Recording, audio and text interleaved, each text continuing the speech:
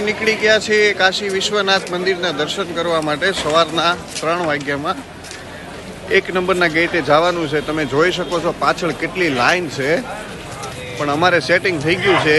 અમારા મિત્ર હરપાલસિંહના અહીંયા BSFમાં નોકરી કરે છે, એણે સેટિંગ કરીને તરત જ અમને 1 નંબરના ગેટે બોલાવ્યા છે। બાપુ,